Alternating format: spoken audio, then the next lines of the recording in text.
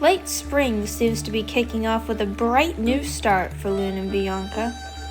Beavers are plentiful this time of year, but are difficult to catch alone. Bianca has seen beavers before, but she is inept in experience when it comes to hunting them. Loon, on the other hand, has never seen a beaver before in his young life, so the pair make for an atrocious scene when hunting them.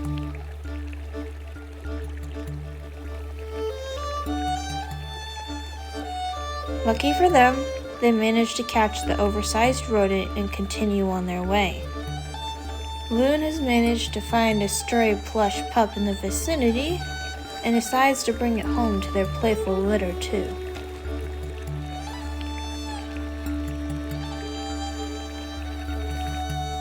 So far this spring, prey has been plentiful and sickness has been kept at bay.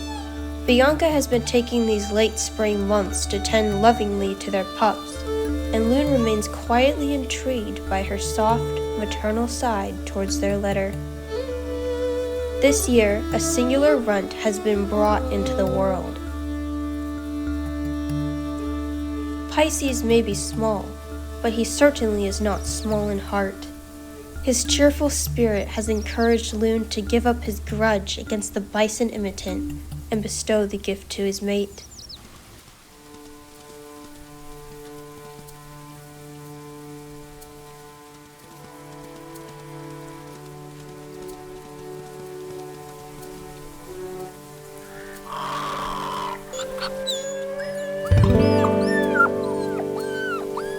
Bianca is surprised by the change of mind.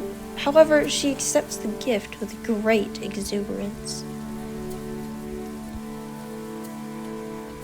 For reasons unknown to Loon, she is sentimental about the bison plush. Perhaps it reminds her of a time within her past. Rain is heavy this time of the year, the ground slippery beneath the wolves' feet. On a rainy day like this, Loon ventures away from the den site to scavenge an elk carcass the pair had taken down earlier that week. Standing guard over it, a small lynx squares up against Loon, unwilling to give up the meal. Even with 4 sets of claws that can rake through fur to get to flesh, the lynx is decidedly not a worthy opponent in Loon's opinion. He wastes no time in correcting the small trespasser, assuring it of his strength.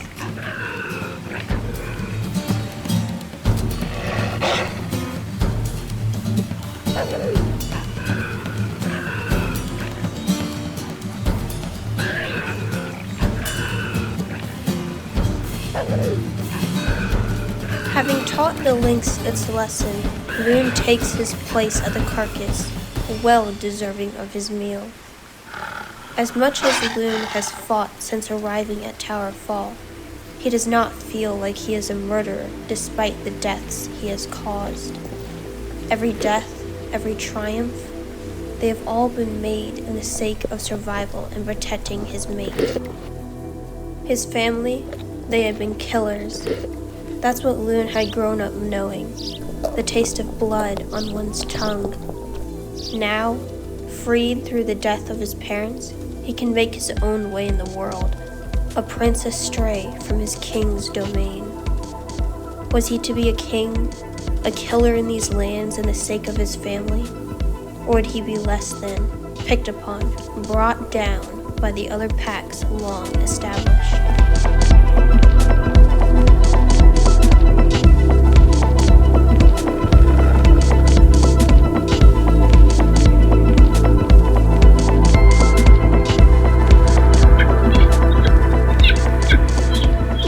The dawn's caressing light warm on their backs, Loon decides to go on an excursion with his beloved mate for one singular purpose. If the celestial pack is to be strong, they will have to track down members of other packs and lessen their numbers. I'm not a killer, he tells himself, and yet he is seeking for blood to be on his claws. His reasons are logical, so Bianca aids him in his decision. She was taught not that long ago that here, In order to survive, you have to play dirty. The pair's first target is an older male going by the name of Dracano, leader of the Washburn Slopes pack. He is a seasoned survivalist, but sickness is starting to weaken his elderly body. Bianca decides that this is the time to put him out of his misery with Loon by her side.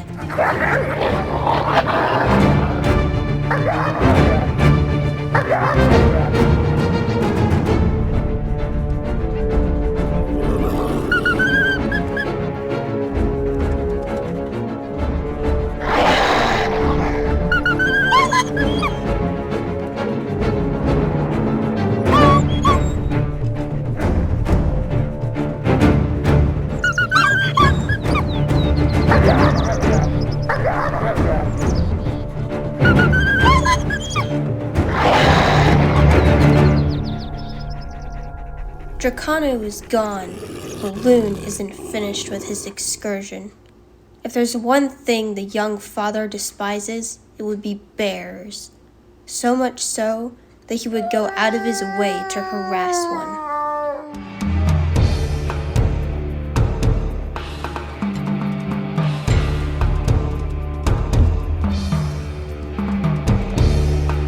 Not willing to risk injury, Loon settles on intimidating the grizzly before parting ways.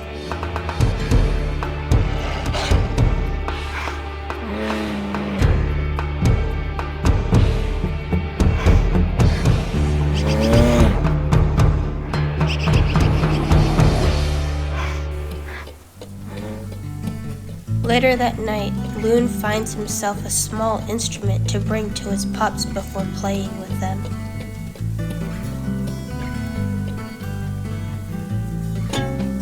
Aries is unimpressed by his father's playful antics, but Aquarius, one of his sisters, seems enthralled and begins the chase.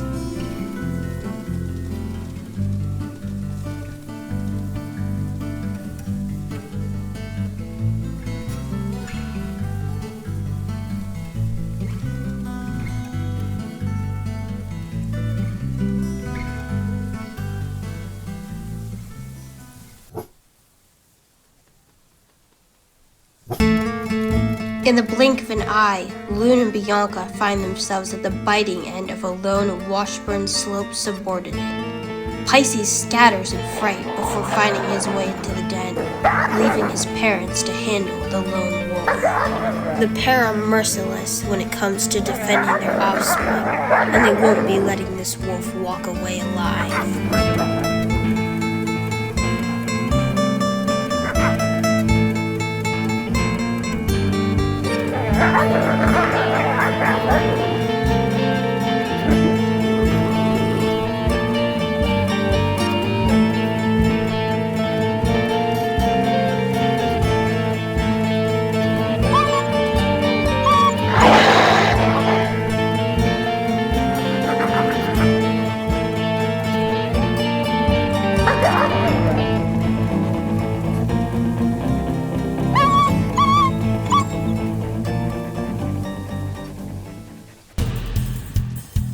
With their previous carcasses already finished off, Bianca takes the initiative to take Loon with her on a hunt.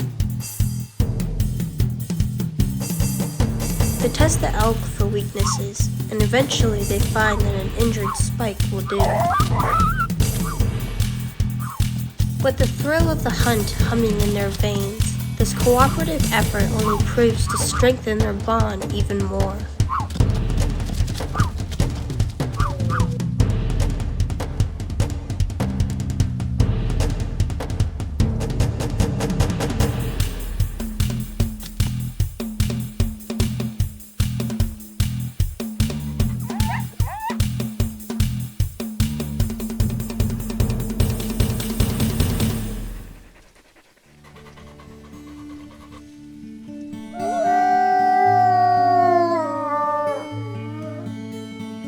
With their hunt having gone successfully, the pair take their fill before heading back to their den site. With the time that it is, it'll be night by the time they arrive home.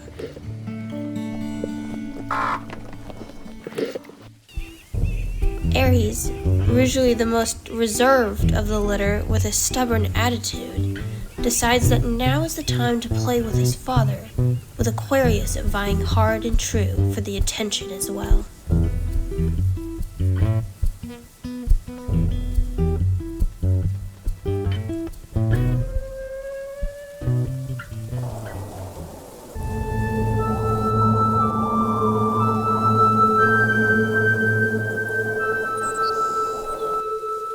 Something's not right. Strange scents cloud the air of the den site where it had been fine before.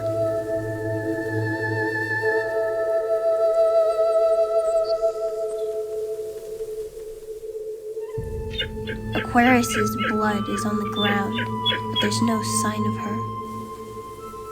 Loon searches desperately for his daughter, but she is nowhere to be found. She is forever gone.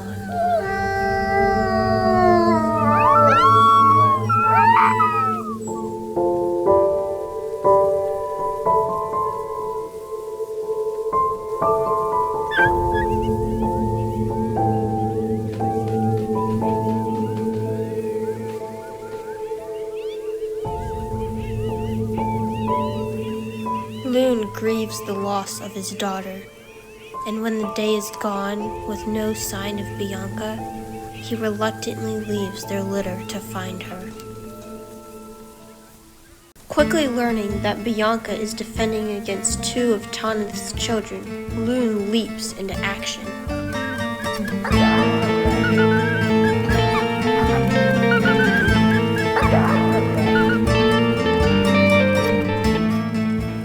With the death of Aquarius fresh on his mind, nothing is stopping Loon from tearing the once powerful children of Tanith to the death.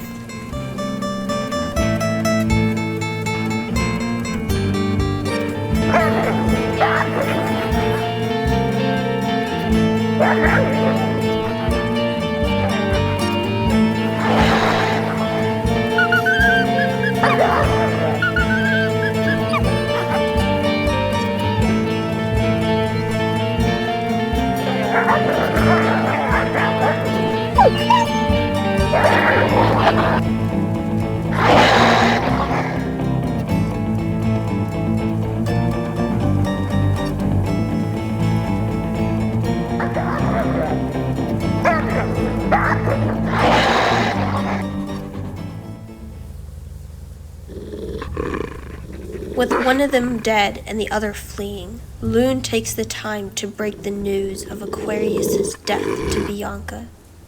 It breaks her heart, but her time to grieve will come later. Firstly, now that Tanith's children know where their den site is, they will have to move.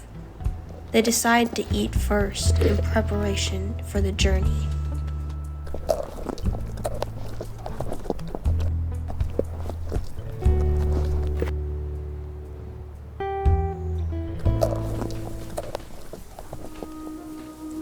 Traveling under the cover of night, the family makes their way to the southern part of their territory, closer to Mount Washburn.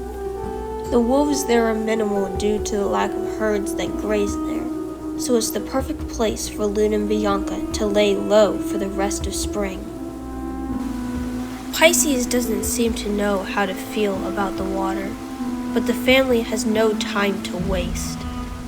Loon forces his son to brave his fears and catch up, and so Pisces does.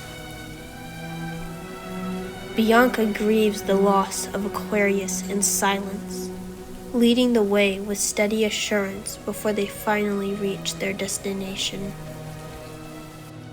Here, they will have a safe haven and time to grieve their loss.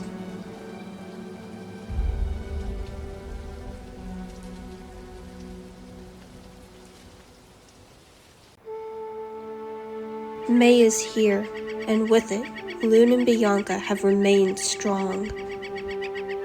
Bianca ushers her pups out of the shelter of the den after a long hunt, pleased to see them. "We are strong," she whispers to herself, certain that it is true. Even with loss being an inevitable part of their future, she knows that their love will get them through.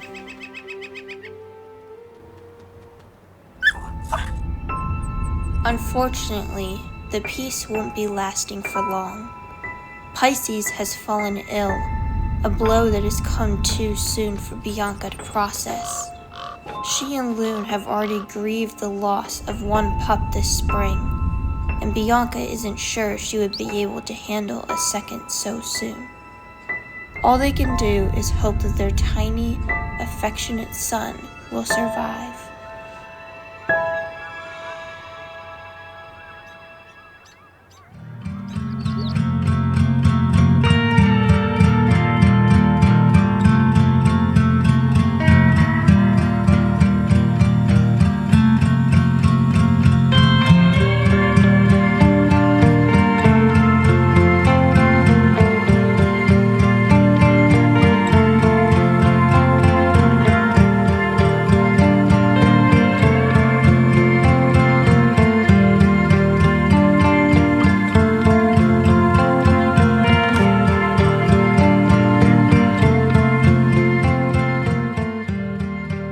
If you like this video, please consider watching some of my other content. It really helps support the channel.